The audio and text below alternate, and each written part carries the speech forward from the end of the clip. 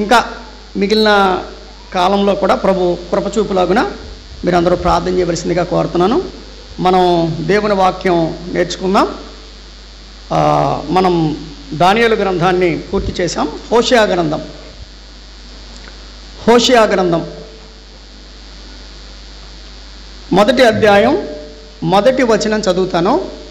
హోషేయ గ్రంథం మొదటి అధ్యాయం మొదటి వచనం.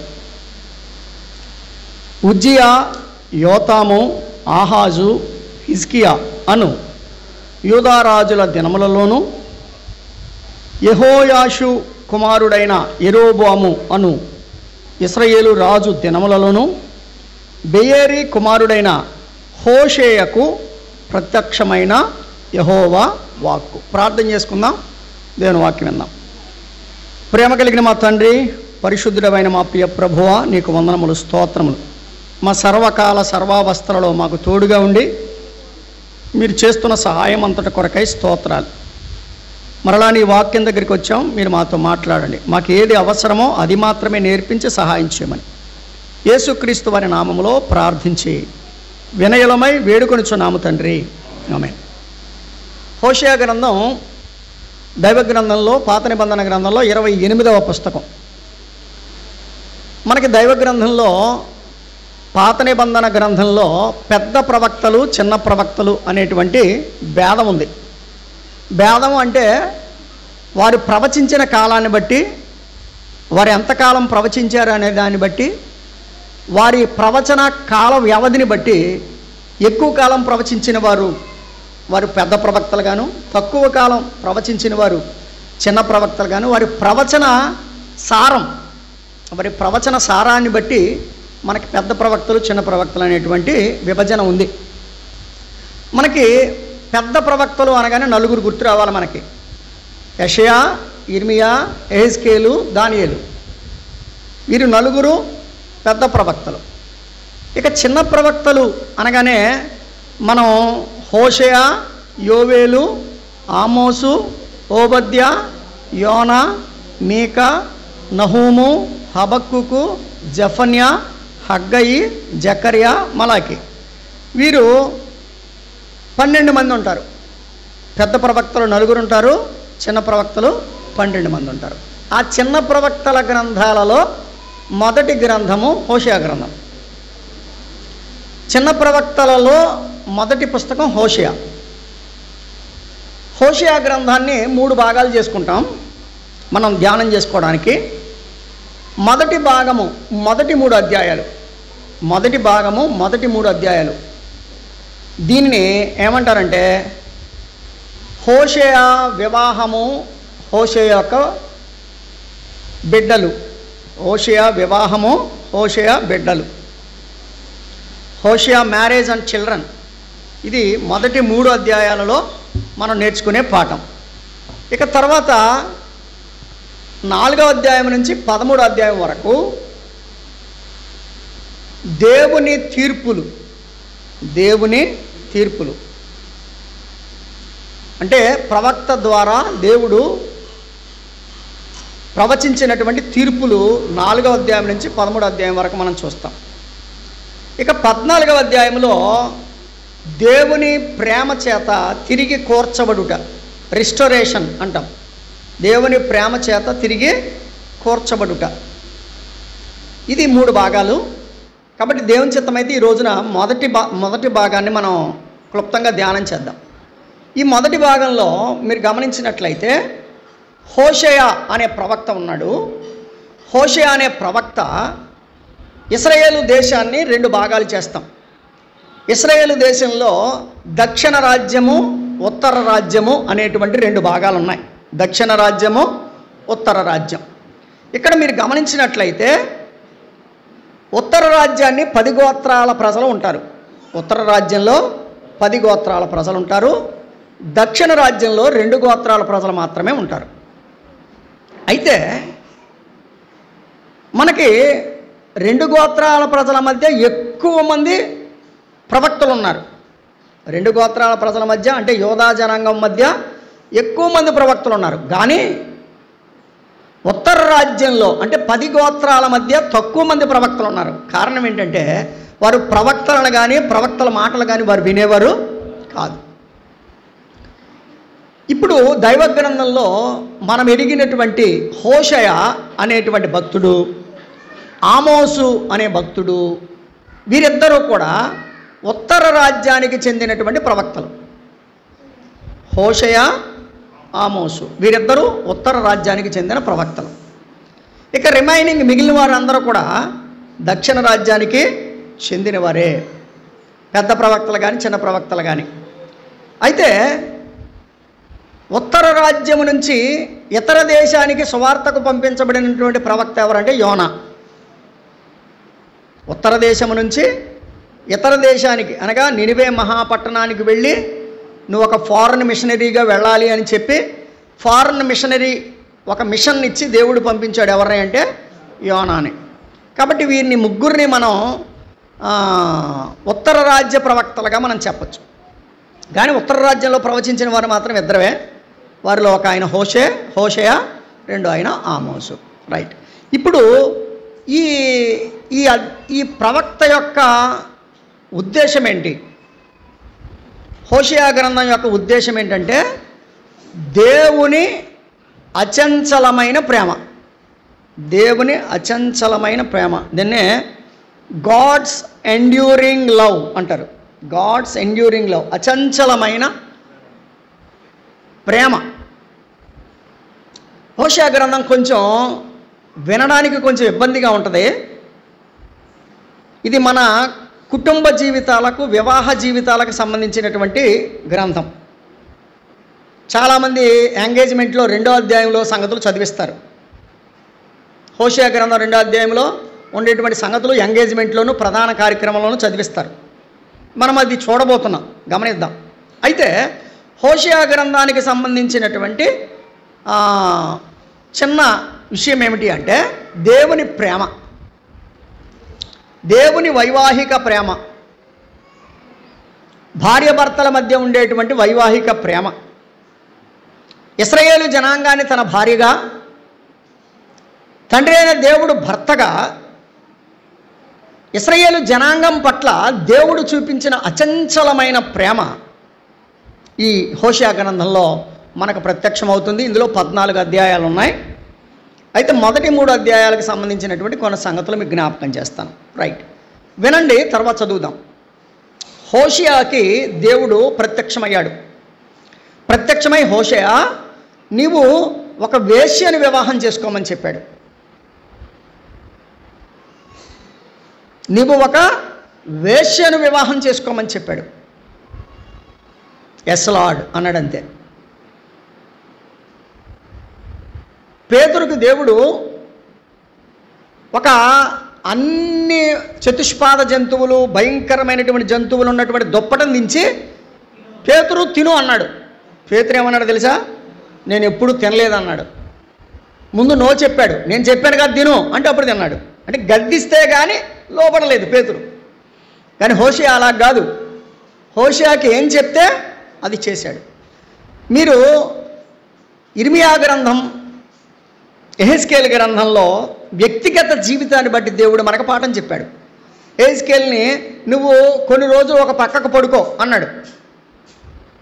నువ్వు ఆవు మలముతో నువ్వు ఆహారం చేసుకుని తిను అన్నాడు. తిన్నాడా లేదా? తిన్నాడు. లేదు ప్రభువా, తినను ప్రభువా అంటే కుదరదు. కాబట్టి దేవుడు ఏది చేసినా మన మేలు కొరకే చేస్తాడు. మనం చెప్పాల్సింది ఏంటంటే ఎస్ లార్డ్ అని చెప్పాలి.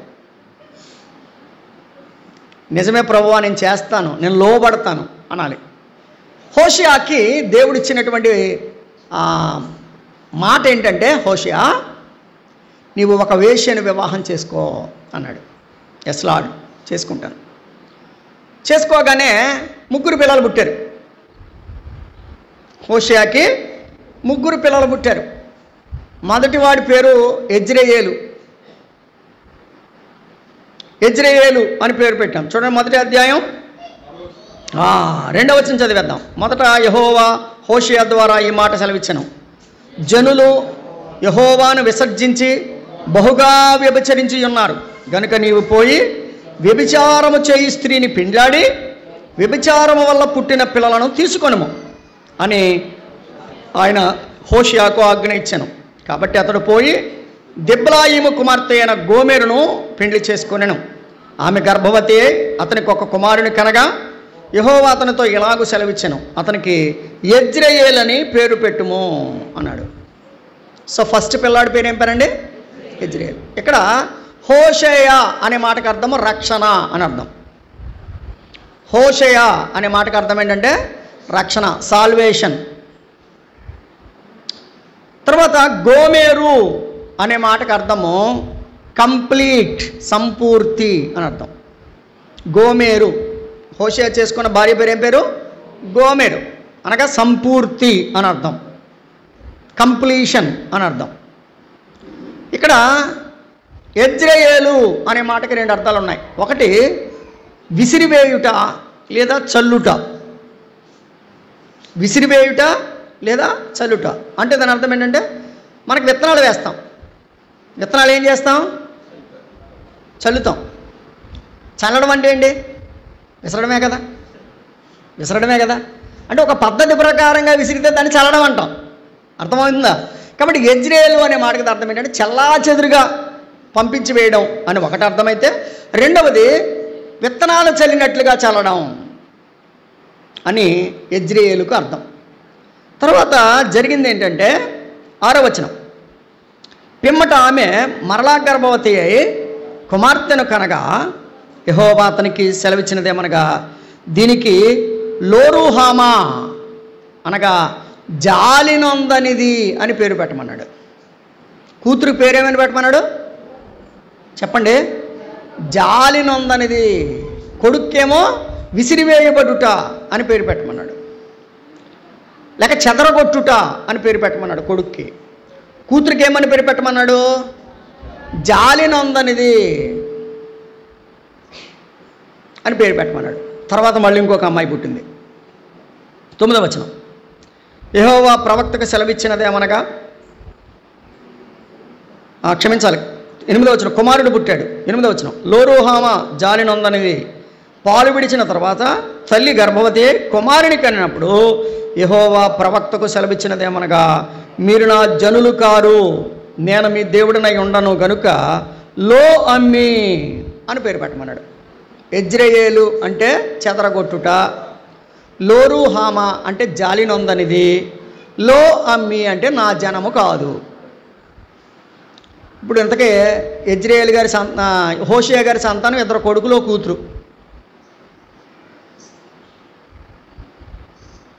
అందరూ జాగ్రత్తగా వినాలి, ఇది మనకు పాఠం. యెజ్రెయేలు, లోరుహామా, లో అమ్మి అనేటువంటి 3 డిఫరెంట్ నేమ్స్. అంటే ఒక మనందరం అనుకోను అటువంటి పేర్లు పెట్టుకోవాలని అనుకోం, అటువంటి పేర్లు దేవుడు ఇచ్చాడు. కారణం ఏంటి? ఎందుకు ఇచ్చాడు అని అంటే, ఇక్కడ ఇశ్రాయేలీల యొక్క పరిస్థితి ఎలా ఉందో, ఇశ్రాయేలీల పరిస్థితిని బట్టి దేవుని కోపం ఎలా ఉందో చెప్పడానికి దేవుని కోపాన్ని ప్రదర్శించే పేర్లు పెట్టాడు. ఇశ్రాయేలీలు ఏం చేశారు? 2వ వచనం, జనులు యెహోవాను విసర్జించి. ఎవరిని విసర్జించారు? జనులు యెహోవాను విసర్జించి. యెహోవా అంటే ఇక్కడ ఎవరు? భర్త. యెహోవా అంటే ఎవరు? భర్త. యెషయా గ్రంథం 54వ అధ్యాయం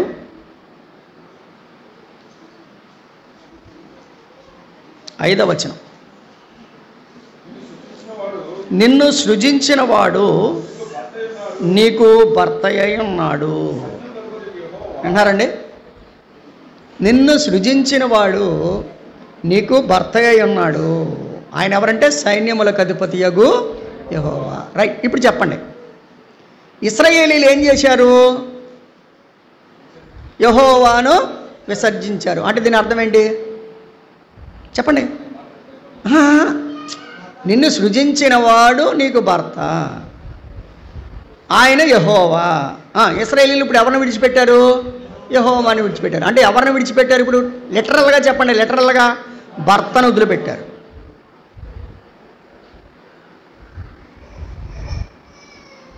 కానీ దేవుని వాద్యం, దేవుని యొక్క ఉద్దేశం ఏంటి? కీర్తన గ్రంథం 45వ కీర్తన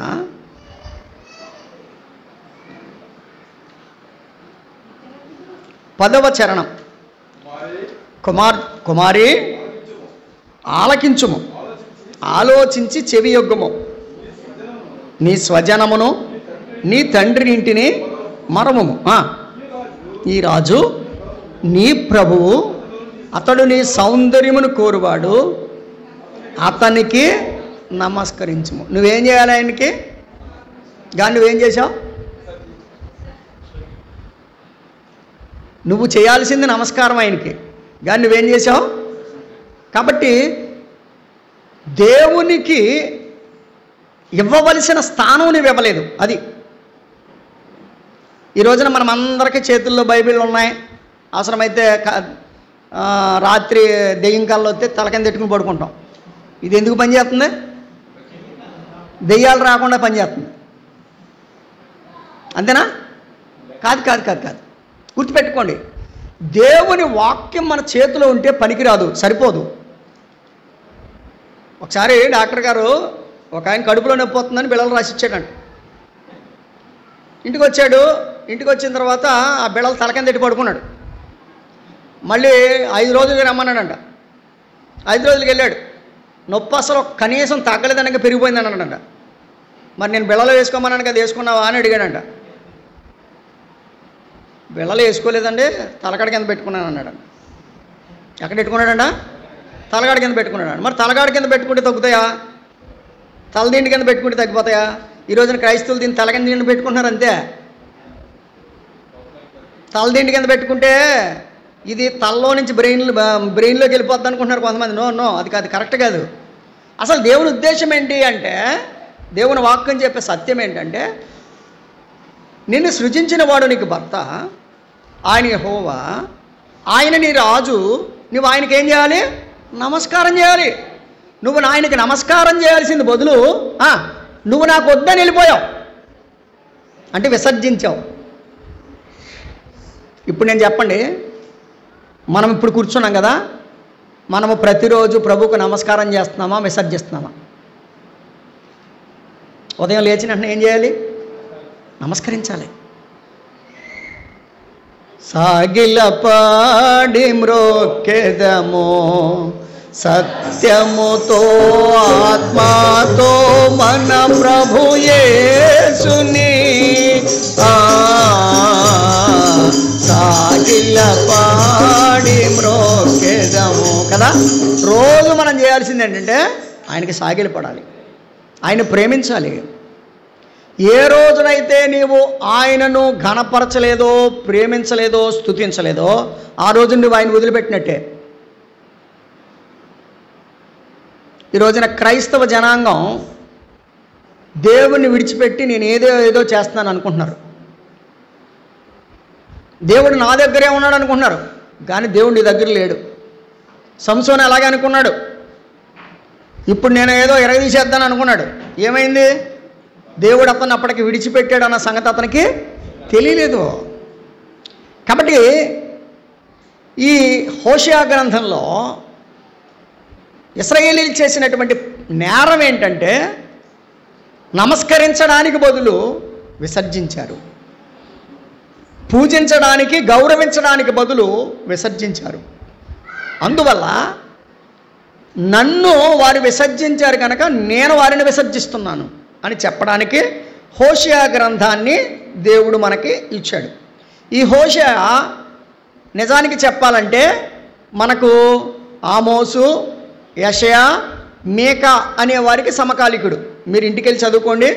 యెషయా గ్రంథం 1:1, ఆమోసు గ్రంథం 1:1, మీకా గ్రంథం 1:1 మీరు చదివితే హోషేయ ఏ కాలంలో అయితే ప్రవచించాడో అదే కాలంలో యెషయా, ఆమోసు, మీకా కూడా ప్రవచించారు. అది మీ స్టడీ కోసం మీరు ఇంటికి వెళ్ళి చూసుకోండి. సరే, ఇక్కడ జరిగింది ఏమిటి? ఇతడు ఏ ప్రజల కొరకై ప్రవచించాడు అంటే ఇశ్రాయేలు అన్నాడు. ఇశ్రాయేలు 12 గోత్రాలు నిజానికి, కానీ ఇశ్రాయేలు 12 గోత్రాలని 12 గోత్రాలను కలిసి ఇశ్రాయేలు అనరు. 10 గోత్రాలని ఇశ్రాయేలు అంటారు, 2 గోత్రాలని యోధా అంటారు. ఇప్పుడు హోషేయ ప్రవచించేది ఎవరి కోసము అంటే ఇశ్రాయేలు కోసం ప్రవచిస్తున్నాడు. అందుకని ఈ గ్రంథంలో ఇశ్రాయేలు ఎఫ్రాయిము అని వ్రాయబడుతుంది. ఇశ్రాయేలు ఎఫ్రాయిము అనే మాటలు 2 వ్రాయబడతాయి. ఎఫ్రాయిము అంటే ఇశ్రాయేలును గురించినటువంటి ఒక పెద్ద కుమారుడు అనే భావం.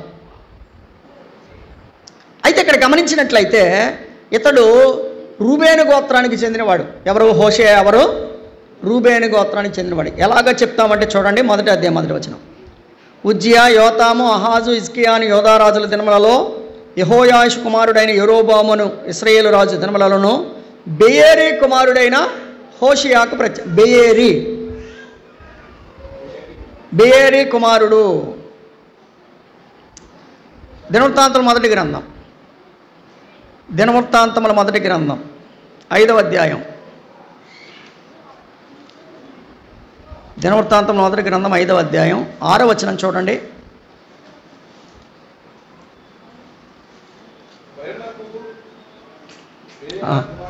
బయలునకు బెయేరా కుమారుడు. ఇతడు రూబేనీలకు పెద్ద. బెయేరా, బెయేరీ ఇద్దరు ఒకటే. బెయేరా అండ్ బెయేరీ. రైట్. ఇప్పుడు ఇంతకీ హోషేయ ఏ గోత్రానికి చెందినవాడు? రూబేను గోత్రానికి చెందినవాడు. రూబేను, షిమియోను కదా, వీళ్ళందరూ ఇశ్రాయేలు గోత్రాలకు సంబంధించిన వారు.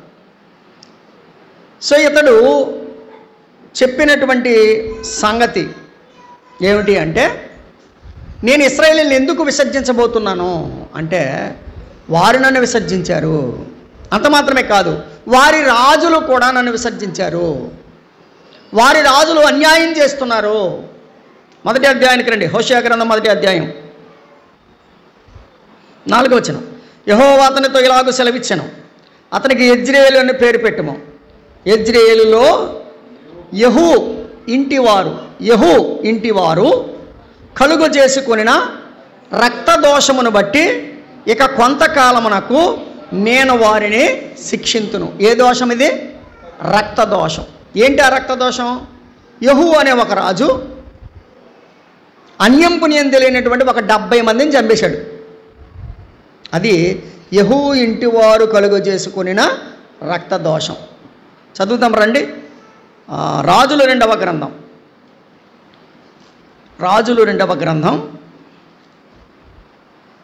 10వ అధ్యాయం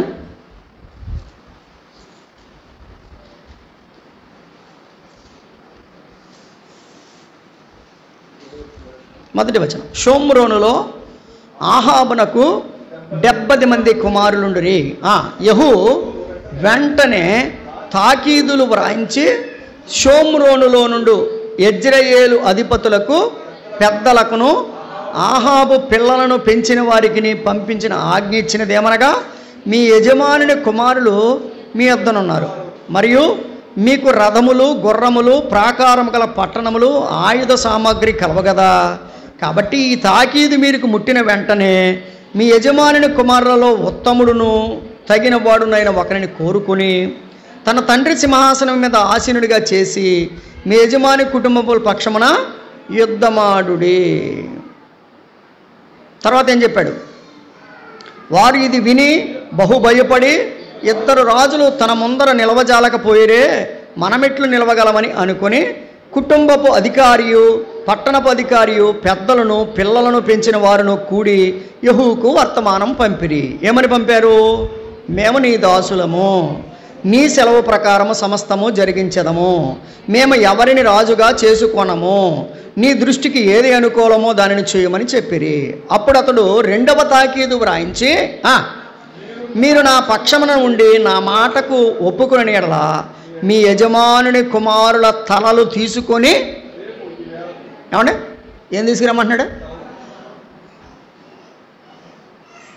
మీ యజమానుని కుమారుని తలలు తీసుకొని రేపు ఈ టైంకి నా దగ్గరికి రండి అన్నాడు. వాళ్ళందరూ ఏం చేశారు? 70 మందిని తలలు నరికేసి గంపలో వేసుకుని వచ్చారు వీడి దగ్గరికి. ఇప్పుడు చెప్పండి, వీళ్ళ నాన్న ఎవడో అహాబు అనేవాడు తప్పు చేశాడు. మరి వాడికి పుట్టినటువంటి 70 మంది పిల్లలను నరికేయాల్సిన అవసరం ఏం పట్టింది అంటే, వినండి, యెహూకి రాజ్యకాంక్ష. యెహూకి ఏ కాంక్ష? రాజ్యకాంక్ష. అంటే ఆ 70 మందిలో ఎవడైనా ఉంటే వాడు రాజు అయిపోతాడేమో. ఈ రోజున కూడా చూసారా, అధికార కాంక్ష ఎక్కువైపోయి, మొన్న ఎవడో పేపర్లో చదివాను, ఏమంటారంట, నామినేషన్ ఎత్తాకి వెళ్తున్నాడంట. ఏదో ఎలక్షన్కి నామినేషన్ ఎత్తాకి వెళ్తుంటే అన్ని కత్తిపోట్లు పొడిచేశారంట. అంటే దాని అర్థం ఏంటి? ఆడు నామినేషన్ ఎత్తి గెలిచిపోతాడేమో, ఆడు మనకు మేకే కూర్చుంటాడని. అధికార కాంక్ష. ఇదంతా ఎక్కడ జరిగిందంటే యెజ్రెయేలు అనే ప్రాంతంలో జరిగింది. అందుకని మొదటి కొడుకు ఏమని పేరు పెట్టమన్నాడు? యెజ్రెయేలు. రైట్, చదువుదాం రండి, ఆ మాట చదివండి. తలలు తీసుకుని రేపు ఈ వేళకు యెజ్రెయేలు నాకు నా యొద్దకు రండి అని ఆజ్ఞ ఇచ్చాను. 70 మంది రాజకుమారులను వారిని పెంచిన పట్టణపు పెద్దలు యొద్ద ఉండిరి. కావున తాకీదు తమకు ముట్టిన వెంటనే వారు 70 మంది రాజకుమారులను పట్టుకొని చంపి వారి తలలను గంపలో పెట్టి యెజ్రెయేలును అతని యొద్దకు, అది నిర్దోషులుగా ఉన్నటువంటి వారి యొక్క తలలు నరికేశారు కనుక ఫస్ట్ వాడికి ఏం పేరు పెట్టమన్నాడు? ఏ ఏరియాలో చేశారు ఇదంతా? యెజ్రెయేలులో. కాబట్టి ఫస్ట్ వాడు పుట్టినోడికి ఏమని పేరు పెట్టన్నాడు? యెజ్రెయేలు అని పేరు పెట్టాడు. ఇది పాపం. నేరం చేసిన వాడిని శిక్షించు. నేరం చేయని వాడికి, అన్యంబుని తెలియని వాడిని ఎందుకు నువ్వు శిక్షించాలి? అంటే నీ అధికార కాంక్ష వల్ల. అంటే యెహూ అనేటువంటి వాడు చేసినటువంటి ఒక దుర్మార్గమైన పనిని బట్టి నేనేం చేయబోతున్నానంటే ఇశ్రాయేలీలకు కూడా శిక్ష విధించబోతున్నాను. ఇశ్రాయేలీకి ఏం విధించబోతున్నాను? శిక్ష విధించబోతున్నాను. హోషేయ గ్రంథం 1వ అధ్యాయం 5వ వచనం. ఆ దినమున నేను యెజ్రెయేలులో లోయలో ఇశ్రాయేలు వారి విల్లు విరుతును. అంటే మీ యొక్క బలాన్ని నేను విరిచేస్తాను. విల్లు అంటే బలము. మీ బలాన్ని నేను విరిచేస్తాను.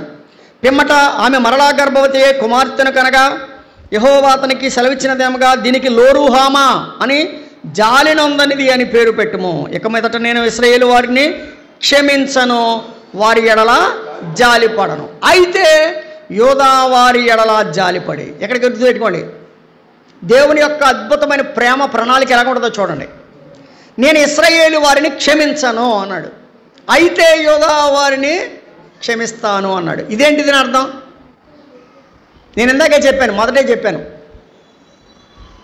అసలు ఇశ్రాయేలు ప్రాంతంలో ప్రవక్తలే తక్కువ. ఎందుకంటే ఇశ్రాయేలు అంటే 10 గోత్రాల వారు దేవుని వాక్యానికి వారు ఎక్కువ ప్రాధాన్యత ఇచ్చేవారు కాదు. అన్యాయం ఎక్కువ, అక్రమం ఎక్కువ, ప్రజల మీద తెగబడి చంపడం ఎక్కువ. ఇంకా మనం వెళ్ళే కొద్దీ తెలుస్తాయి చాలా సంగతులు వాళ్ళు చేశారు. అవన్నీ మనం చూడబోతున్నాం. అయితే యోధా వారి దగ్గర, వారి 2 గోత్రాలైనా వారి దగ్గర ఉన్నటువంటి ప్రవక్తలను వారు నమ్మారు. ప్రవక్తల ద్వారా దేవుని వాక్యాన్ని విన్నారు, ఆరాధించేవారు, దేవుని సన్నిధిని ఘనపరిచేవారు.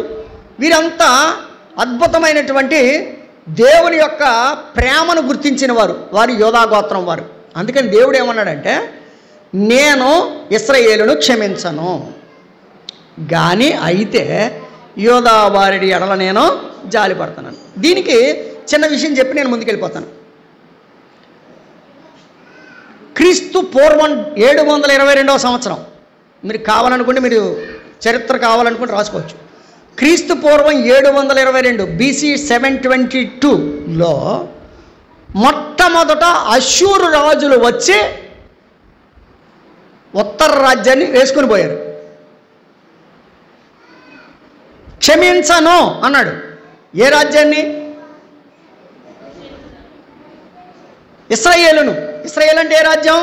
ఉత్తర రాజ్యం. కాబట్టి ఫస్ట్ టైం BC 722లో అష్షూరు రాజులు వచ్చి ఎవరిని వేసుకెళ్ళిపోయారు? ఇశ్రాయేలుని వేసుకెళ్ళిపోయారు. ఇశ్రాయేలీలు అష్షూరు బానిసత్వంలోకి వెళ్ళిపోయారు.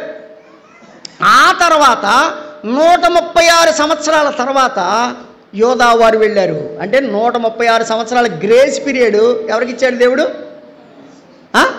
యోధా వారికి ఇచ్చాడు. అంటే యోధా వారిని నేను ఏం చేయమన్నాడు? క్షమిస్తాను, జాలి పడతాను అన్నాడు. కాబట్టి బీసీ 586లో బబులోను వారు వచ్చి యోధా జనాంగాన్ని కూడా తీసుకుని వెళ్ళిపోయారు. మనం దానియేలు గ్రంథం అదే చదువుకున్నాం. గమనిస్తున్నారా? రైట్. ఇప్పుడు ఇంతకీ 722 586 ఎంత? మధ్యలో ఎంత భాగం?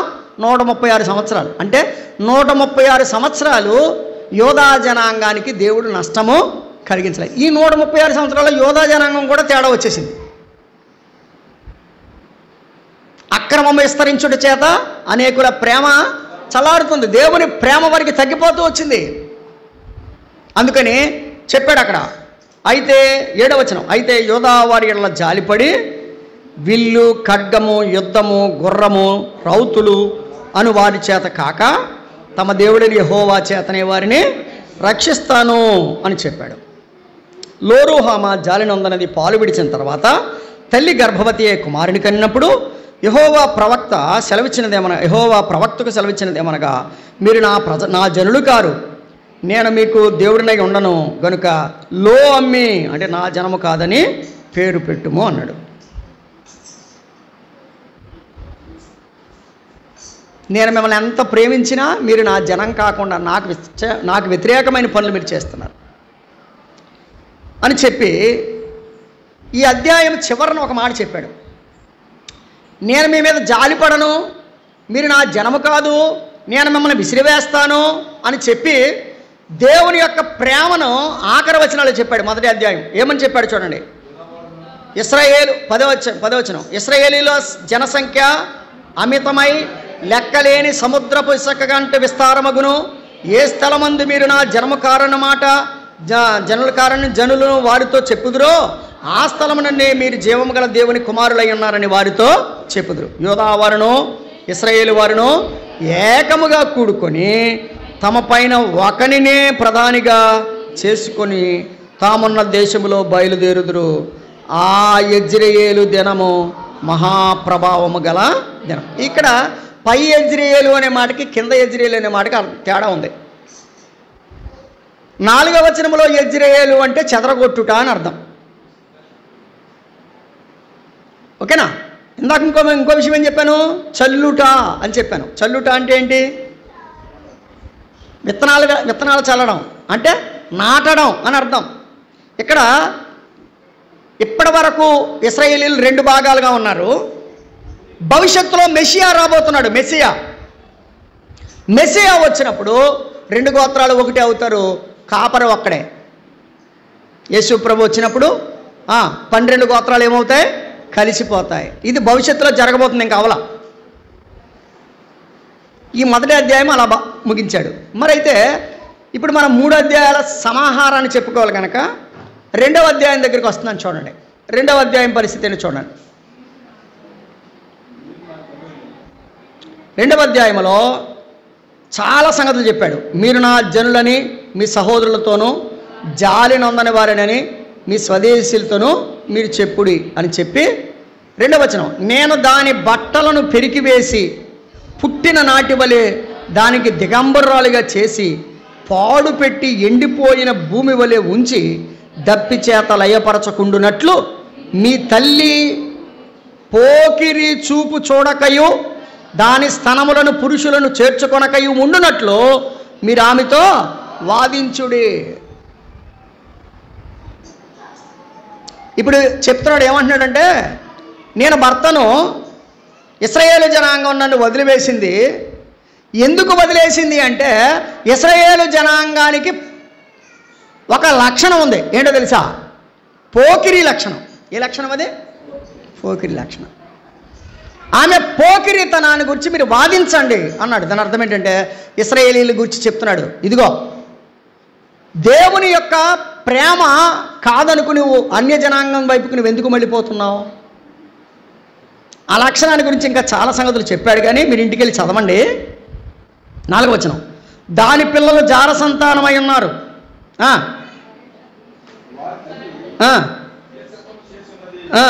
3వ వచనం ఆఖరి లైన్లో చూడండి. అది నాకు భార్య కాదు, నేను దానికి పెనిమిటిని కాదు. దాని పిల్లలు జార సంతానమై ఉన్నారు. వారి తల్లి వేశ్యాత్వం చేసి ఉన్నది. వారిని కన్నది అవమానకరమైన వ్యాపారం చేస్తున్నది గనుక వారి యందు నేను అది నేను ఎంతో చేశాను ఇశ్రాయేలుకి, కానీ ఇశ్రాయేలు నన్ను ఏం చేసింది? మోసం చేసింది. వినాలి వినాలి వినాలి. ఈ మధ్య మనం చూసేదంతా ఇదే జరుగుతుంది, మోసం. భర్త భార్యను మోసం చేయడం, భార్య భర్తను మోసం చేయడం. ఈ కంప్యూటర్ యుగం అంటారు, కానీ ఈ కంప్యూటర్ యుగంలో మోసాలు ఎక్కువైపోయినాయి. మీ పిన్ని చెప్పండి అంటున్నాడు, అకౌంట్లో ఏమైనా లేచిపోతున్నాయి. అవునా? మోసం. ఇక్కడ జాగ్రత్త వినాలి. ఒక భర్తగా భార్యకి ఏం పెట్టాలి అన్నీ పెట్టాను నేను. ఒక భర్తగా భార్యను ఎలా పోషించాలా పోషించాను. ఇశ్రాయేలు జనాంగాన్ని మన్నాతో పోషించాను, శత్రురాజులతో యుద్ధం చేశాను, ఎంతో అద్భుతమైనటువంటి రీతిలో వారిని నడిపించాను. కానీ భర్తనైన నాకు ఇశ్రాయేలు అయిన అనే భార్య మోసం చేసి నన్ను అన్యాయం చేసింది. కాబట్టి నేను దాని ఎడల ఏం పడను? జాలి పడను. రైట్. ఇప్పుడు ఎందుకు మోసం చేసిందో చూడండి. 5వ వచనంలో ఎలా మోసం చేసింది? అది నాకు అన్నపానములను, గొర్రెబొచ్చును, జనుపనారయు, తైలమును, మద్యమును ఇచ్చిన నా విటకాండ్రను నేను వెంటాడుదును అనుకుంది. భర్త ఏమో రోజు అన్నం పెడుతున్నాడు. వినాలి జాగ్రత్తగా. భర్త రోజు అన్నం పెడుతున్నాడు, కానీ వీడు సెంటెట్టుకు వచ్చాడంట. ఎవడో చెప్పాలి. అంటే అన్య విధానాలకు, అన్యమైన పద్ధతులకు ఇశ్రాయేలీలు ఏమైపోయారంటే ఆకర్షితులైపోయారు. ఒక వచనం చదవండి. యెహెజ్కేలు గ్రంథం 16వ అధ్యాయం. యెహెజ్కేలు గ్రంథం 16వ అధ్యాయం. యెహెజ్కేలు గ్రంథం 16వ అధ్యాయం 15వ వచనం. యెహెజ్కేలు గ్రంథం 16వ అధ్యాయం 15వ వచనం. అయితే నీ సౌందర్యమును నీవు ఆధారము చేసుకొని నీకు కీర్తి వచ్చినందున నీవు వేశ్యవై దారిన పోవు ప్రతి వానితోనూ బహుగా వ్యభిచరించుచు వచ్చితివి. పిలిచిన వానితోనెల్లా నీకున్న అందము మోసకరము, సౌందర్యము వ్యర్థము. యెహోవా యందు భయభక్తులు గల స్త్రీ. కాబట్టి అందం అనేది దేవుడు ఇచ్చిందే, కానీ అందాన్ని బట్టి మనం క్యాష్ చేసుకోకూడదు. మన మధ్య చదివాను నేను, 42 పెళ్ళిళ్ళు చేసుకుందంట ఒక ఆమె.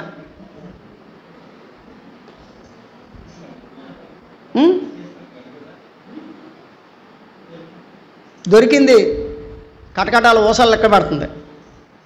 అంటే దాని అందాన్ని బట్టి ఎంతమందిని మోసం చేసింది. జాగ్రత్త. దేవుని వాక్యం చెప్తుంది, నీవు మోసం. అదే 16వ అధ్యాయం 28వ వచనం చదువుదాం చూడండి. 16:28. యెహెజ్కేలు గ్రంథం 16:28. అంతటితో తృప్తి నొందక అషూరు వారితోనూ నువ్వు వ్యభిచరించింది. అంటే దాని అర్థం ఏంటి? ఎక్కడికి వెళ్తే వాళ్ళతో నువ్వు కలిసిపోతున్నావు, అది దాని అర్థం. ఇప్పుడు దేవుని ఉద్దేశం ఏంటంటే వ్యభిచారం అంటే మామూలుగా లైంగిక సంబంధమైన వ్యభిచారం అని కాదు దాని అర్థం. ఐగుప్తు దేశానికి వెళ్తే ఐగుప్తుల దేవతలతో నువ్వు కలిసిపోతున్నావు, అషూరుకి వెళ్తే అషూరు దేవతలతో కలిసిపోతున్నావు, బబులోనికి వెళ్తే బబులోని దేవతలతో కలిసిపోతున్నావు. ఐగుప్తులో దేవతలతో కలిసిపోయి నిజదేవుడైన నన్ను విడిచిపెట్టావు, అంటే నిజమైన భర్తనైన నన్ను విడిచిపెట్టావు. అషూరు దేవతలతో కలిసిపోయి నిజ భర్తనైనటువంటి నిజదేవుడైన నన్ను విడిచిపెట్టావు. బబులోను దేవతలతో కలిసిపోయి బబులోను యొక్క దేవతలనే ఆరాధించావు, కానీ నిజదేవుడిని నిజమైన భర్తనైన నన్ను విడిచిపెట్టావు. 23వ అధ్యాయం యెహెజ్కేలు గ్రంథం 23వ అధ్యాయం.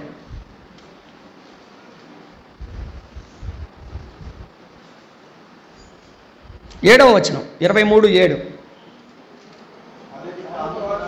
అది కాముకురాల రీతిగా అషూరు వారిలో ముఖ్యులకు వారి అందరి ఎదుట తిరుగుచు వారందరితో వ్యభిచరించుచు వారు పెట్టుకునే విగ్రహములన్నిటినీ పూజించుచు. అది వ్యభిచారం అంటే ఇదండి. వారు పెట్టుకొనిన విగ్రహములను పూజించుచు. ఇది కూడా ఏమైపోయింది? అపవిత్రులు అయిపోయింది. అదే అధ్యాయము 40వ వచనం. మరియు దూరమునున్న వారిని పిలిపించుకొనుటకై వారు దూతను పంపిరి. వారు రాగా వారి కొరకు నీవు స్నానము చేసి కన్నులకు కాటుక పెట్టుకొని ఆభరణములు ధరించుకొని ఘనమైన మంచం మీద కూర్చుండి బలను సిద్ధపరిచితివి, దాని మీద నా పరిమళ ద్రవ్యముల తైలములు పెట్టితివి. దేవుడిచ్చిన దాన్ని, దేవుడిచ్చిన పరిమళ ద్రవ్యాలు అంటండి, వినాలి, దేవుడిచ్చిన పరిమళ ద్రవ్యాలు అన్యుల కొరకు సిద్ధపరిచిందంట. ఎవరో ఈ భార్య. ఎవరి భార్య? ఇశ్రాయేలు జనాంగం. దానికి క్లారిటీ చెప్తున్నాడు. రండి 2వ అధ్యాయానికి రండి. హోషేయ గ్రంథం 2వ అధ్యాయం. హోషేయ గ్రంథం 2వ అధ్యాయం 8వ వచనం. దానికి ధాన్య ద్రాక్షరస తైలములను విస్తారమైన వెండి బంగారములను ఇచ్చిన వాడను నేనే అని విచారించక. ఇవన్నీ ఎవరిచ్చారు? నేనే ఇచ్చాను. ఇవన్నీ నేను ఇస్తే నువ్వేం చేశావు? వాటిని బయలుదేవతకు ఉపయోగపరిచావు. మరలా చెప్తున్నా, మన దేహం ఎవరిచ్చారు? మనకి దేవుడిచ్చాడు. ఎవరికి ఉపయోగిస్తున్నావు? నీ దేహము దేవుడి వలన నీకు అనుగ్రహించబడింది. నీలో ఉన్న పరిశుద్ధాత్మకు ఆలయం. ఎవరికి ఉపయోగిస్తున్నావు? దేవుడు నీకు దేహాన్ని ఇచ్చాడు, దేవుని కొరకు వాడు. ఇక్కడ దేవుడు అన్నం ఇచ్చాడు, పానం ఇచ్చాడు, నువ్వు దేవునికి ఉపయోగిస్తున్నావు, బయలుకి ఉపయోగిస్తున్నావు. రైట్. మీకు ఒక సంగతి చెప్పి నేను ముందుకెళ్తాను. ఇక్కడ ఇశ్రాయేలీలు 430 సంవత్సరాలు దాసీలో ఉన్నారు. ఆ రాత్రి ఏం జరిగిందంటే సంహార దూత మొత్తం అందరినీ, ఎవరి ఇంటి మీద రక్తపు గుర్తు లేదో ఆ ఇంట్లో సంహార దూత వెళ్ళింది, చంపింది, వెళ్ళిపోయింది. అయితే ఐగుప్తీయులు అందరూ అంటున్నారు, ఓరి బాబా మీరు వెళ్ళిపోంటారా బాబు, మీరు వెళ్ళిపోతే మాకు బాగుంటుంది, లేదంటే మా ఇంట్లో చావెందుకు, మీరు పొండంటే జరిగింది ఏంటో తెలుసండి. దేవుడు వారు వెళ్ళిపోతూ ఉండగా ఐగుప్తీయులు బంగారము వెండి ఇచ్చి పంపించేశారు. ఏమి ఇచ్చి పంపించేశారు? ఇంతకీ అన్నం సరిపోతే వీళ్ళకి బంగారం వెండి ఎందుకు?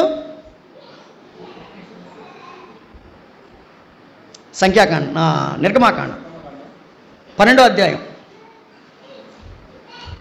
నిర్గమాకాండం 12వ అధ్యాయం 35వ వచనం. ఇశ్రాయేలీయులు మోషే మాట చొప్పున చేసి ఐగుప్తుల యొద్ద వెండి నగలను, బంగారు నగలను, వస్త్రములను అడిగి తీసుకునేది. యెహోవా ప్రజల ఎడల ఐగుప్తీయులకు కటాక్షము కలిగిన గనుక వారు వారికి కావలసిన వాటిని ఇచ్చిరి. అట్లు వారు ఐగుప్తీయులను, ఇప్పుడు చెప్పాలి, ఇప్పుడు ఇశ్రాయేలీయుల దగ్గర గుర్తుపెట్టుకోండి, ఇశ్రాయేలీయుల దగ్గర ఏముంది? ఇప్పుడు బంగారం ఉంది. సంపాదించుకున్నది ఎవరు? వాళ్ళు సంపాదించుకున్నారా? వెండి ఉంది. ఎవరు సంపాదించుకున్నారు? ఇశ్రాయేలీయులు సంపాదించుకున్నారా? అసలు వాళ్ళకి తింటాకేం తింటలేదండి. వెండి బంగారాలు దేవుని కటాక్షము చేత ఇశ్రాయేలీయుల చేతిలోకి వచ్చాయి. దేవుడు ఆ వెండి బంగారాలు వాళ్ళకి ఎందుకు ఇచ్చాడో తెలుసా? భవిష్యత్తులో ప్రత్యక్ష గుడారం అనేది కట్టాలనుకున్నాడు దేవుడు. ప్రత్యక్ష గుడారం కట్టాలనుకున్నప్పుడు ఏం అవసరం? వెండి అవసరం, బంగారం అవసరం. మరి వీళ్ళ దగ్గర అరణ్యంలో తిరిగేవారి దగ్గర బంగారం వెండి ఎక్కడది? కాబట్టి ముందుగానే దేవుని పని కొరకై దేవుడు తన ప్రజల యొక్క చేతులను బలపరిచాడు. మరలా చెప్తున్నాడు వినండి, తర్వాత జరగబోయేటువంటి దేవుడు తన కార్యాన్ని చేయడానికి తన ప్రజలను ముందుగా బలపరిచి వెండిని, బంగారాన్ని ఇచ్చాడు. అయితే వీళ్ళేం చేశారు తెలుసా? దారి మధ్యలో ఈ బంగారం అంతా కలిసి, చెప్పండి ఇది వ్యభిచారం కాదా? చెప్పండి, అవునా కాదా? ఏం చేశారు వీళ్ళు? దూడం చేశారు. నిజానికి దేవుని ఉద్దేశం ఏంటి? 16వ అధ్యాయానికి రండి. అదే నిర్గమాకాండం 16వ అధ్యాయం 28వ వచనం చూడండి. అందుకు యెహోవా మోషేతో ఇట్లనెను,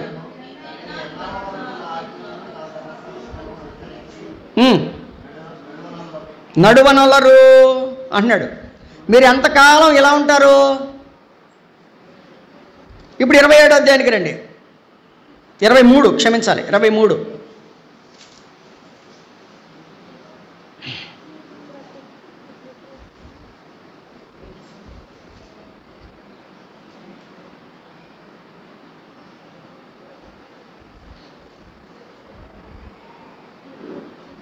క్షమించాలి, 35, 23 కాదు, 35. నిర్గమాకాండమే 35. 4వ వచనం. మరియు మోషే ఇశ్రాయేలీయులైన సర్వ సమాజముతో ఇట్లనెను, యెహోవా ఆజ్ఞాపించినదేమనగా, మీరు మీలో నుండి యెహోవాకు అర్పణము పోగు చేయుడి. ఇట్లనగా బుద్ధి పుట్టిన ప్రతివాడు యెహోవా సేవ నిమిత్తము బంగారము వెండి ఇత్తడి ఏమండి అని కిందకొచ్చి 10వ వచనం చూడండి. మరియు వివేక హృదయులందరూ వచ్చి యెహోవా ఆజ్ఞాపించినవన్నీ. ఇప్పుడు వెండి బంగారం ఎందుకు ఇచ్చాడు వీళ్ళకి చెప్పండి? నిర్గమాకాండం 12వ అధ్యాయంలో వెండి బంగారం ఎందుకు ఇచ్చాడు? భవిష్యత్తులో మందిరానికి ఉపయోగపడతాయి. ఎందుకు ఉపయోగపడతాయి అనగా నేను అంటాను, ఇదిగో నీకు చెయ్యి ఎందుకు ఇచ్చాడు? ఈ చెయ్యి దేవునికి ఉపయోగపడుతుందని. నీ కన్ను ఎందుకు ఇచ్చాడు? నీ కన్ను దేవునికి ఉపయోగపడుతుందని. నీ కాళ్ళు ఎందుకు ఇచ్చాడు? అందుకనే కనుబో నాది దిగో గై కొనుమియో ప్రభువాని పనికి ప్రతిష్ఠించుమి కదా నాయన, నా కనుబిదిగో నీ పనికి ప్రతిష్ఠించు. ఇప్పుడు చెప్పండి, ఇశ్రాయేలీయులకు దేవుడు ఎందుకు వెండి బంగారాలు ఇచ్చాడు? వాళ్ళకి అన్నం ముద్ద పెట్టి పంపిస్తే సరిపోద్ది కదా, వాళ్ళని తప్పిస్తే సరిపోద్ది కదా అనుకున్నాం. కానీ దేవుడు తన ప్రజలను వెండి బంగారాలు ఇచ్చి పంపించాడు అంటే ఈ వెండి బంగారాలు భవిష్యత్తులో ఎవరి కోసం వాడాలి? దేవుని మందిర పని కోసం వాడాలి. కానీ వీళ్ళు ఏం చేశారు తెలుసా? మోషే గారు కొండెక్కాడు. ఈ లోపల మోషే అనేవాడు ఏమైపోయాడో, 40 రోజులైంది, చచ్చాడో బతికాడో తెలీదు. అంటే అహరోను గారు ఏమన్నాడు తెలుసా? మీ ముక్కుల్ని చెవుల్లో ఉన్నాయి పట్టుకొచ్చాడు అన్నాడు. అసలు ఈ ముక్కులు ఉన్న చెవుల్లే ఉన్నాయి. ఎవరికి వాడాలి? దేవునికి వాడాలి. ఎవరికి వాడారు వీళ్ళు? ఒక దూడం చేసుకున్నారు. దీన్నే వ్యభిచారం అంటారు. అర్థమైంది ఇప్పుడు మీకు? వ్యభిచారం అంటే ఏంటి? దేవునికి చెందవలసినది దేవునికి ఇవ్వకుండా నీవు నీ ఇష్టానుసారంగా లోకం కోసం ఖర్చు పెడితే అదే వ్యభిచారం. నీ కన్ను దేవుని కోసం చూడాలి, చదవాలి. నీ కాలు దేవుని కొరకు పరిగెట్టాలి. నీ చెయ్యి దేవుని కొరకు పని చేయాలి. అందుకనే భక్తుడు పాడాడు కదా, ఏమని? నాకు కను దృష్టి ఉన్నంత వరకు చదువలేదు నీ వాక్యము. నాకు కను దృష్టి ఉన్నంత వరకు చదువలేదు నీ వాక్యము. కను దృష్టి పోయాక, కను దృష్టి పోయాక చదువాలని ఉంది నీ వాక్యము. వినిపించుచున్నది కేకనాకు ఒక కేకనాకు. దేవుడు వారికి 12వ అధ్యాయంలో బంగారం ఎందుకు ఇచ్చాడంటే 35వ అధ్యాయంలో మందిరం కోసం అడగబోతున్నాడు. కానీ ఈ లోపలనే వాళ్ళు ఏం చేశారు తెలుసా? 32వ అధ్యాయంలో దేవతకి ఇచ్చేశారు. మీరు 3 అధ్యాయాలు గుర్తుపెట్టుకోవాలి. 12వ అధ్యాయంలో బంగారం ఇచ్చాడు, 35వ అధ్యాయంలో అడగబోతున్నాడు. ఇచ్చిన దాన్ని తిరిగి అడగబోతున్నాడు. కానీ దేవుడిచ్చిన దాన్ని దేవుడు అడగబోయే 35వ అధ్యాయం లోపులోనే 32వ అధ్యాయంలో ఎవరికి ఇచ్చేశారు? 32కి రండి. నిర్గమాకాండం 32వ అధ్యాయం.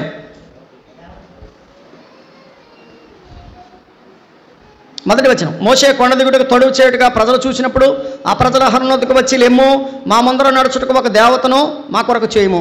ఐగుప్తులో నుండి మమ్మల్ని రప్పించిన మోషే అనేవాడు ఏమాయనో మాకు తెలియదని అతనితో చెప్పారు. అందుకు అహరోను, మీ భార్యలకును మీ కుమారులకును మీ కుమార్తెలకును చెవులను బంగారు పోగులను నా యొద్దకు తీసుకుంటారని వారితో, మీ భార్యలకి మీ పిల్లలకి ఉన్న బంగారం కమ్ములు పట్టురండి అన్నాడు. అసలు మీ భార్యకి పిల్లలకి బంగారం ఎవడిచ్చాడు? ఐగుప్తీల ద్వారా వచ్చిందని రాయబడలేదు అక్కడ. దేవుడు వారికి కటాక్షం కలిగించి ఇచ్చాడని వ్రాయబడింది. అయితే ఇప్పుడు చెప్పండి, నీ ముక్కునున్న కమ్మి, నీ చెవినున్న కమ్మి ఎవరిచ్చారు? వాళ్ళు అనుకున్నారు, నువ్వు నాకేం తాగింటున్నావా, నాకేమైనా పోయింటున్నావా, నా ఇష్టం నాదే అంటాడు ఒకడు. నీ శరీరం నీ ఇష్టం అనుకుంటే నరకంలో పడతావు, జాగ్రత్త. దేవుడిచ్చిన దానిని మరలా తిరిగి దేవునికి సమర్పించాలి. నేనంటాను, ఈ శరీరం మనకిచ్చాడు, ఈ శరీరం ఎప్పుడు పోతుందో మట్టిలోకి తెలియదు, కానీ ఈ శరీరం మట్టిలోకి పోయిన తర్వాత ఈ ఆత్మ పవిత్రంగా దేవుని దగ్గరికి వెళ్ళాలి. ఆత్మకు చావు లేదు. ఒక ఆత్మ పవిత్రంగా దేవుని సన్నిధికి మరలా తిరిగి చేరాలంటే భూలోకంలో బ్రతికుండగా నీ శరీరం పవిత్రంగా ఉండాలా. కొంతమంది అంటాడు, శరీరం ఎలా ఉన్నా పర్లేదండి, ఆత్మే ముఖ్యమని అంటాడు ఒకడు. సరే, నేను అంటాను, శరీరం ఎలా ఉన్నా పర్వాలేదు, ఆత్మ ముఖ్యం అనుకున్నప్పుడు నా చేతి నిండా పుళ్ళు ఉన్నాయి, నా చేతిలో పుల్లారెడ్డి స్వీట్ ఇస్తాను, నేను గుర్తుండి నువ్వు. నా చేతి నిండా పుళ్ళు ఉన్నాయి, కారిపోతుంది, రసి కారిపోతుంది నా చేతి నిండాను అంటే నా చేతి అంటే నా శరీరం ఏమో పాపంతో నిండిపోయింది, నేను నీకు ఇచ్చేది పుల్లారెడ్డి స్వీట్ ఇస్తున్నా, తిను, తీసుకుంటావా? కాబట్టి నీ శరీరం పాడైందంటే నీలో ఉన్న ఆత్మను కూడా నువ్వేం చేస్తున్నావు? పాడు చేస్తున్నావు. గుర్తుపెట్టుకోండి. రైట్, ఇప్పుడు రండి హోషేయ గ్రంథానికి. వ్యభిచారం అంటే ఏంటో క్లియర్గా చెప్పేశాడు కదా. దేవునికి చెందవలసినటువంటి మహిమ, దేవునికి ఇవ్వాల్సిన శరీరము, దేవునికి ఇవ్వాల్సిన దాన్ని మనం ఇవ్వకపోవడమే వ్యభిచారం. వారు ఏం చేశారంటే వారు అలా చేశారు. రెండవ అధ్యాయం ఇంకా 2:9 వచ్చిన, కాబట్టి నా ధాన్యమును నా ద్రాక్షరసమును వాటి కాలములో ఇయ్యక దీని యొద్ద నుండి తీసివేసేదను. దాని మాన సంరక్షణార్థమై నా గొర్రెబొచ్చును జనపనారను దానికి దొరకకుండా ఇదిగో నేను నీకు ఇచ్చాను, కాలం పాడు చేసుకున్నావు, ఇప్పుడు నీకు ఏం చేస్తాను? దొరకకుండా చేస్తా. అమ్మ యవనస్తులారా, యవన బిడ్డలారా, దేవుడు నీకు ఇచ్చినటువంటి యవన మరలా తిరిగి రాదు నీకు. దేవుడిచ్చిన సమయం మరలా తిరిగి రాదు నీకు. అది నీకు దొరకకుండా చేస్తాను, అది నీకు ఇవ్వకుండా, నీకు మళ్ళీ నీకు దొరకకుండా చేస్తాను అన్నాడు. దాని అర్థం ఏంటంటే, అందుకని చెప్పాడు, దుర్దినములు రాకముందే, వీటి యందు సంతోషము లేదని చెప్పు, సంవత్సరములు రాకముందే నీ బాల్య దినములు ఏందని నీ సృష్టికర్తను అని చెప్పంటాడు. వాన కురిసిన తర్వాత తిరిగి మేఘాలు కమ్మకముందే. దేవుడిచ్చిన అవకాశాన్ని పోగొట్టుకోకండి. ఎంత దుర్మార్గం పనిచేసినా దేవుడు ఏమంటున్నాడు తెలుసండి? చూడండి, రండి. ఎంత దుర్మార్గం పనిచేసిన దేవుడు ఏమంటున్నాడు? 14వ వచనం, పిమ్మట 2వ అధ్యాయం పిమ్మట దానిని ఆకర్షించి, అవునండి, దేనిని ఆకర్షిస్తానన్నాడు? ఈ వ్యభిచారం చేసిన దాన్ని, ఈ పాపం చేసిన దాన్ని, దేవునికి ఇవ్వాల్సిన సమయం ఇవ్వలేని దాన్ని, దేవుని కోసం బ్రతకాల్సింది దేవుని కోసం బ్రతకకుండా, భర్త కోసం బతకాల్సింది భర్త కోసం బతకకుండా, తన ఇష్టానుసారంగా సరైనని అమ్ముకున్న దాన్ని దేవుడు ఏం చేశాడు? ఆకర్షించి అరణ్యములోనికి కొనిపోయి అక్కడ దానితో ప్రేమగా మాట్లాడుతున్నాడు. ఎవరితోటి? మంచిదని మాట్లాడుతున్నాడా? ప్రేమతోటి చెడ్డదని మాట్లాడుతున్నాడా? చెప్పండి, మంచిదనా చెడ్డదనా? మంచిది కాదని. అందుకని బైబిల్ ఏం చెప్తుంది? మనము అపరాధముల చేత పాపముల చేత చచ్చిన వారమై ఉండగా, మనము శత్రువులమై ఉండగా, మనము రోగులమై ఉండగా దేవుడు మనల్ని ఏం చేశాడు? ప్రేమించాడు. ఇప్పుడు చెప్పండి, నువ్వు ఎంత పాపం చేసినా దేవుడు నీతో ఎలా మాట్లాడుతున్నాడు? దేవుని ప్రేమ ఇదిగో జనులార భావంబు నన్ను తెలియరే,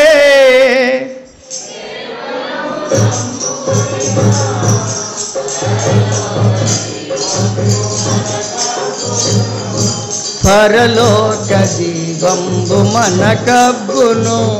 వినండి, నేను దానిని ప్రేమించి ప్రేమగా మాట్లాడుతున్నాను.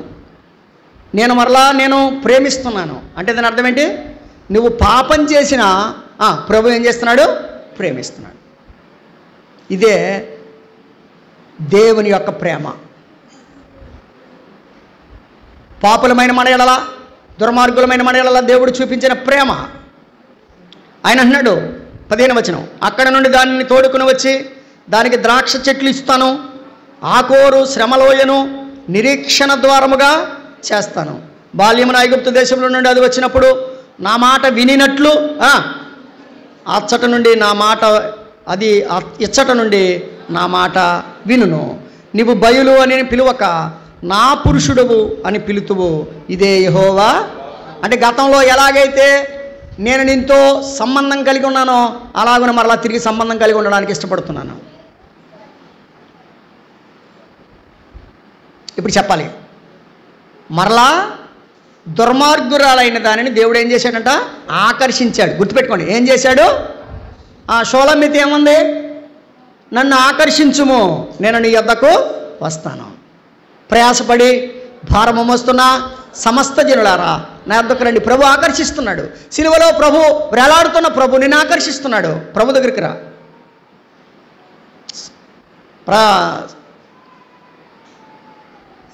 షోలమ్మితి మాట్లాడిన మాట 1వ అధ్యాయం 4వ వచనంలో పరమగీతంలో మనం చూస్తాం. నీవు నన్ను ఆకర్షించుము. ప్రభు ఆకర్షిస్తున్నాడు. వస్తారా మరి ప్రభు దగ్గరికి? ఎంత ఘోరమైన పాపం చేసినా ప్రభు రమ్మంటున్నాడు. నా యొద్దకు వచ్చేవారిని నేను ఎంత మాత్రమును త్రోసివేయను అన్నాడు. అయితే జరిగింది ఏంటంటే మరలా నిన్ను రీఎంగేజ్ చేసుకుంటాను. నువ్వు నన్ను విడిచిపెట్టి వెళ్ళిపోయావు, కానీ నేను ఏం చేస్తాను తెలుసా? నేను మరలా నిన్ను ప్రదానము చేసుకుంటాను. చూడండి 2వ అధ్యాయం 19వ వచనం. నీవు నిత్యము నాకుండినట్లుగా నేను నీతిని బట్టి తీర్పు తీర్చుట వలనను దయాదాక్షిణ్యములు చూపుట వలనను నిన్ను ప్రదానం చేసుకుందును. నీవు యెహోవాను ఎరుగునట్లు నేను నమ్మకమును బట్టి నిన్ను ప్రధానము నేనేం చేస్తాను? నేను మళ్ళీ తిరిగి ప్రదానం చేసుకుంటాను నిన్ను. నువ్వు నన్ను వదిలిపెట్టేసావే, కానీ నీ మీద ప్రేమ నాకు పోలా. ఇక్కడ గుర్తుపెట్టుకోండి, చిన్న కుమారుడు తండ్రిని వదిలేశాడు, కానీ చిన్న కుమారుని మీద తండ్రి ప్రేమ పోలేదు. ఇశ్రాయేలు జనాంగం తండ్రి అయిన దేవుని వదిలిపెట్టేసింది, కానీ ఇశ్రాయేలు జనాంగం మీద తండ్రికి ఉన్న ప్రేమ పోలేదు. కాబట్టి ఏం చేశాడో తెలుసా? 3వ అధ్యాయం 1వ వచనం. మరియు యెహోవా వాక్యలో సెలవిచ్చిందేమనగా, ఇశ్రాయేలీలు ద్రాక్ష పండ్ల అడలు కోరి ఇతర దేవతలను పూజించినను యెహోవా వారిని ప్రేమించి. అంటారా? పూజించినను ప్రేమించి. అండర్లైన్ చేసుకోండి, పూజించినను ప్రేమించి. నువ్వు పూజించావు కానీ నేను ప్రేమిస్తున్నాను, నువ్వు పాపం చేసావు కానీ నేను ప్రేమిస్తున్నాను అన్నాడు. చూడండి 2వ వచనం. యెహోవా వారిని ప్రేమించినట్లు దాని ప్రియునికి ఇష్టురాలై వ్యభిచారణకు దాని వద్దకు నీవు పోయి దానిని ప్రేమించు. హోషేయ, నువ్వు మళ్ళీ వెళ్ళు నీ భార్య దగ్గరికి, దాన్ని ప్రేమించు. అంటే హోషేయ ఏం చేస్తున్నాడు తెలుసండి? తన భార్యని విడిపించడానికి 15 తులాల వెండి పట్టుకెళ్తున్నాడు. చదవండి. కాగా నేను 15 తులముల వెండి 5 తూముల యవలు తీసుకొని దానిని కొని ఆమెతో అమ్ముడు పోయిన దాన్ని మరలా తిరిగి ఏం చేశాడు? కొన్నాడు. కాబట్టి యేసు ప్రభు వారు ఏం చేశాడు? ఇప్పుడు ఈ రోజున మనల్ని, పాపానికి అమ్ముడు పోయిన మనల్ని తన రక్తముతో కొన్నాడు. 15 వెండి నాణాలు పట్టుకెళ్ళాడు, 5 తూముల యవలు పట్టుకెళ్ళి అమ్ముడు పోయిన దాన్ని మరలా తిరిగి కొన్నాడు. నేను ఎటువంటి వాడినో తెలుసా? నేను పాపానికి అమ్ముడు పోయినాన్ని. పాపానికి అమ్ముడు పోయిన నన్ను రక్షించడానికి తన ప్రియ కుమారుడైన యేసు ప్రభు వారిని లోకానికి పంపించి ఆయన అమూల్యమైన రక్తాన్ని సిలువలో చిందించడం ద్వారా నన్ను కొన్నాడు, నిన్ను కొన్నాడు. మనం మంచివాళ్ళమని కాదు. అందుకనే పౌలు గారు ఒక్క మాటలో తేల్చేశాడు. చదవండి రోమాపత్రిక 6వ అధ్యాయం 23వ వచనం. రోమాపత్రిక 6వ అధ్యాయం 23వ వచనం. ఎలాగనగా పాపముల వల్ల వచ్చు జీతము మరణము. అయితే దేవుని కృపావరము మన ప్రభు అయిన యేసుక్రీస్తునందు. నిజానికి నేను ఎక్కడికి పోవలసిన వాడిని? పాపానికి మరణానికి పోవలసిన వాడిని. నిజానికి ఆ భార్య అక్కడికి పోవలసింది, పాపానికి నరకానికి పోవలసింది. కానీ నీవు వ్యభిచరించినను, నీవు ప్రేమించినను నేను నిన్ను ప్రేమిస్తున్నాను. నేను నిన్ను విడిపించడానికి 15 తులముల వెండి పట్టుకొస్తున్నాను, 5 తూముల యవలు పట్టుకొస్తున్నాను. నిజమే, యేసు ప్రభు వారు పాపులమైన మన కోసం ఆయన సిలువలో చేసిన త్యాగం వెండి కంటే బంగారము కంటే అమూల్యమైన త్యాగం. నేను అంటాను, ఈ 3 అధ్యాయాలు మనం నేర్చుకునే పాఠం ఒకటే, చిన్నగా చెప్తాను వినండి. మనము దేవుని పట్ల చూపించాల్సిన ప్రేమ చూపించకపోయినా దేవుడు మన పట్ల ఏం చూపించాడు? ప్రేమ చూపించాడు. మనము దుర్మార్గులమైన పాపులమైన దేవుడు మన పట్ల ప్రేమ చూపించాడు. చూపించి ఏం చేశాడు? తన కృప చేత మనలందరినీ రక్షించాడు. హోషేయ గ్రంథం మొదటి 3 అధ్యాయాల ప్రకారం చెప్పేది ఏంటంటే, పాపులమైన మనల్ని తన కృప చేత రక్షించిన ప్రభు అయిన యేసుక్రీస్తుని మనం చూస్తున్నాం. నిజమే, ఒకవేళ ఇంకా ఎవరైనా పాపంలో ఉంటే ఇప్పుడే యేసు ప్రభు నేను పాపిని ఒప్పుకోండి. ఎంత ఘోర పాపాత్ములనైనా ప్రేమించును రారా,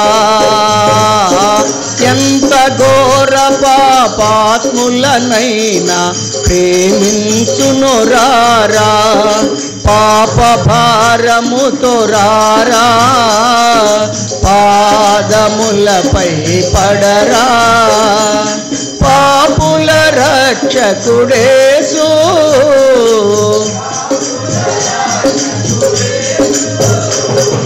తప్పక నిన్ను రక్షించు, ప్రేమామృతధారలు చెందిన మన యేసుకు సమమెవరు కదా. ప్రేమామృతధారలు చిందిన మన యేసుకు సమమెవరు. వ్యభిచారి అయిన భార్యని విడిపించడానికి 15 తులాలు వెండి పట్టుకెళ్ళే భర్తను ఎవరైనా చూశారండి? తిరిగి చేర్చుకుంటాడా? చంపేస్తాడా? దొరికితే ఏం చేస్తాడు? చంపేస్తాడు. మన ప్రభు అటువంటి వాడు కాదు. మనం పాపం చేశాం కానీ మనల్ని చంపడానికి కాదు, తన ప్రాణం ఇవ్వడానికే ఈ లోకానికైనా వచ్చాడు. కాబట్టి ప్రభువుని నమ్మండి. యేసు ప్రభువా నేను పాపిని ఒప్పుకోండి. తిరిగి మనతో ఆయన ఏం చేయబోతున్నాడు? నిబంధన. దాన్ని ఏమంటారు? నూతన నిబంధన కదా. నేను మరలా నీతో ఏం చేస్తాను? నిన్ను ప్రదానం చేసుకుంటాను, నీతో నిత్య నిబంధన చేస్తున్నాను. కాబట్టి ఒక నూతన నిబంధన ప్రభు మనతో చేసుకోవాలనుకుంటున్నాడు కనుక మనం ఏం చేద్దామంటే మన పాపాలు ప్రభు దగ్గర ఒప్పుకుందాం. దేవుడు మనందరికీ కూడా అట్టి మనసును కలిగించి క్రీస్తుతో నూతన నిబంధనలో కట్టుబడి ముందుకు సాగిపోదాం. దేవుడి మాటలు మన కొరకు దీవించును గాక. ఆమేన్. ప్రేమగల తండ్రి వందనాలు. అందరిలోని విధాలుగా నీ వాక్యాన్ని ఫలింప చేయండి, కృపనిచ్చి తోడుగా ఉండి నడిపించి సహాయం చేయమని యేసు ప్రభువారి నామములో ప్రార్థించి వేడుచున్నాము తండ్రి. ఆమేన్.